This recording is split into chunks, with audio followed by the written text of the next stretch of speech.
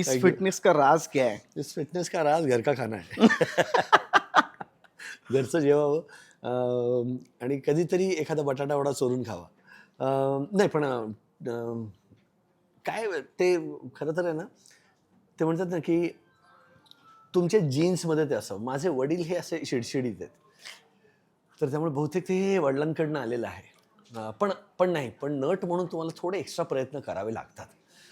तुम्हाला जिभेवर ताबा ठेवावाच लागतो आणि जिभेवर खरं तर 24 तास ताबाच ठेवला पाहिजे, कारण हल्ली तुम्ही काही बोललं तरी तुमची खैर नाही. तर त्यामुळे खाण्याच्या बाबतीत असू दे किंवा बोलण्याच्या बाबतीत असू दे, जिभेवर ताबा फार महत्त्वाचा आहे. बरं मला सुरुवातीला मला विचारावंसं वाटतं की वय वर्ष 9 आणि बी आर चोप्रा ह्यांची मालिका, हो हो हो इतकी मोठी मालिका हो. कशी मिळाली ती मालिका?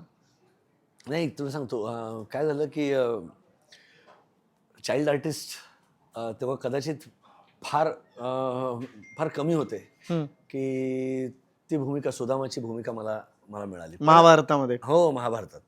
तर त्या एपिक म्हणजे तेव्हा ते दोन फार मोठे एपिक होते ना. एक रामायण, रामानंद सागरांचं, आणि चोपडा साहेबांचं महाभारत. तर त्यामुळे टेलिव्हिजनचे ते दिवस हे स्वप्नवतच होते.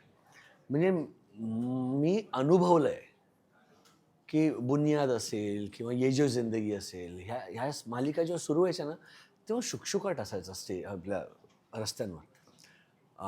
महाभारत असू दे, रामायण असू दे, शुकशुकाट रस्त्यांवर रे. म्हणजे अनबिलिव्हेबल. बुनियादचा शेवटचा एपिसोड होता, तेव्हा लाईट गेली तर तो रिटेलिकास्ट केला एपिसोड त्यावेळेला. म्हणजे असं होतं टेलिव्हिजन.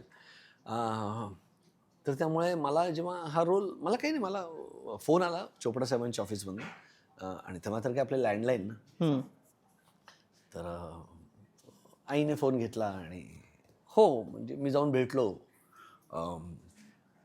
खारला. चोपडा साहेबांचं ऑफिस खारला का जूला, मला आता आठवत नाही. तर त्यांना जाऊन भेटलो आणि रवी चोपडा त्यांचे सुपुत्र, वॉट अ मॅन यार. म्हणजे ही पिढीच नाही राहिली रे आता. म्हणजे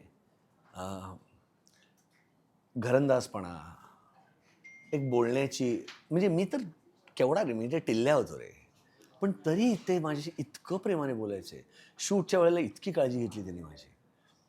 त्याच्यात ते पावसात भिजण्याचा सीन होता रे, तर मला झाडावर बसवलं होतं आणि सतत तो रेन आर्टिफिशियल आपल्या त्या शॉवरने टाकत होते. आणि रात्री चायना क्रीकला, म्हणजे आत्ता तर खूप कन्स्ट्रक्शन झालं आहे. म्हणजे आता घोडबंदरला जाताना तुम्हाला तो बोर्ड दिसत पण नाही. चेना क्रीक असंच बोर्डच, एक जंगलच होतं तिकडे. आणि त्या जंगलात शूट करायचं. तिकडे आम्ही शूट केलाय तो अख्खा सीन. आणि मी असं कुडकुडत होतो रे. आणि सुदामाच्या अंगावर काय कपडे, एक उपरणं आणि खाली धोतर, आणि ते सगळंच पावसामुळे चिकटलं होतं अंगाला. त्यामुळे इतकी थंडी वाजत होती. तर एक घोडा लावून ठेवला होता, त्याच्यावरनं रवी चोपडा स्वतः वर यायचे मला चहा घेऊन, की चहा प्या, आणि मग असे माझे हात चोळायचे. आणि काय कमाल. आणि ही जी काय ही माणुसकी आहे ना, ही फार महत्त्वाची. बाकी आपण कामं करतच असतो रे, पण लोकांना जपणं हे मी शिकलो त्याच्यातनं. स्वीट. बरं मग अभिनयाची सुरुवात कधी झाली? अरे त्याच्यात म्हणजे शाळेत वगैरे बालनाट्य वगैरे करायचं? नाही, त्याच्यामध्ये प्रश्नच येत नाही. शाळा म्हणजे आमच्याकडे ही फॅकल्टीज नव्हती. चेंबूर कर्नाटक हायस्कूल मधला मी मुलगा. कर्नाटक हायस्कूल म्हणजे? हा, म्हणजे तिकडे दोन माध्यम होते, हा, एक इंग्लिश आणि एक कन्नडा. तर मी इंग्लिश मीडियममध्ये शिकलो. तर तिकडे असं ही काहीच की बाबा ॲन्युअल डेला किंवा वार्षिक दिनाला काहीतरी नाटक बसवे वगैरे ही पद्धतच नव्हती. काहीतरी आपले टिपिकल ते डान्स बिन्स आमचे असायचे.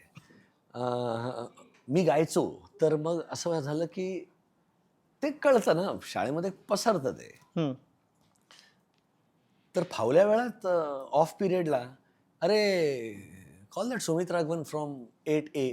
असं मग सुमित राघवन त्या ज्या वर्गामध्ये सध्या टीचर नाही तिकडे जाऊन करून मनोरंजन करायचं. त्या लेक्चर पुरतं. हा त्या त्या त्या तासापुरते ना. तर हे असंच फक्त हेच काय ती आमची एक्स्ट्रा करिक्युलर ॲक्टिव्हिटी, बाकी काहीच नाही. त्यामुळे अभिनय कुठून शिकलो असं म्हणशील तर नाही, मी शिकलो नाही अभिनय. किंवा संधी कुठे मिळाली म्हणशील तर नाही, संधी नाही मिळाली. कारण शाळेत जसं तुला सांगितलं तसा काही संबंधच नव्हता. मग शिबिराला गेलो सुलभा मावशीच्या चंद्रशालेत, आविष्कार आविष्कार. छबिलदास शाळेत आपल्या आयडियल बुक डेपोच्या गल्लीत. हो. तिकडे गेलो, हे मी तुला सांगतो 82-83. आणि मग तिकडनं मग हळूहळू तिकडे पहिलं बालनाटक केलं. मग त्याच्यानंतर कॉलनीत नाटकं करायला लागलो. मग असा मग आमचा ग्रुप जमला कॉलनीत. आणि तेव्हा कळतं रे आपल्याला, आईला हा मुलगा मस्त करतो काम. की माझ्या बिल्डिंगमधली 2-3 मुलं, म्हणजे आशुतोष आळवे म्हणून एक, अभिजित आळवे, हे आळवे बंधू. हा. हे अरे यार म्हणजे सुपर्ब करायचे यार कामं. तर त्यामुळे मजा यायची. मग तिकडे नाटकं बसवायचो आणि हे हळूहळू असं करत करत मग व्यावसायिक नाटकाकडे आलो. आणि कॉलेजला असताना पण एकांकिका वगैरे केली? कॉलेजला केली ना. रुपारेलला असताना रुपारेलला.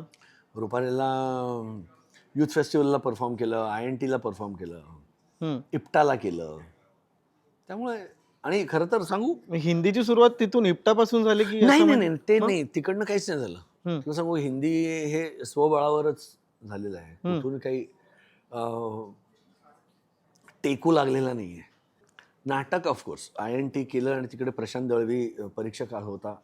आणि त्यांनी बघितलं तेव्हा चंदू मुलगा शोधत होता, चंदू कुलकर्णी. आणि प्रशांतने माझं नाव सुचवलं आणि मग मी मोहन काकांना भेटलो, वाघांना. आणि मग ती सगळी यंत्रणा तशी सुरू झाली.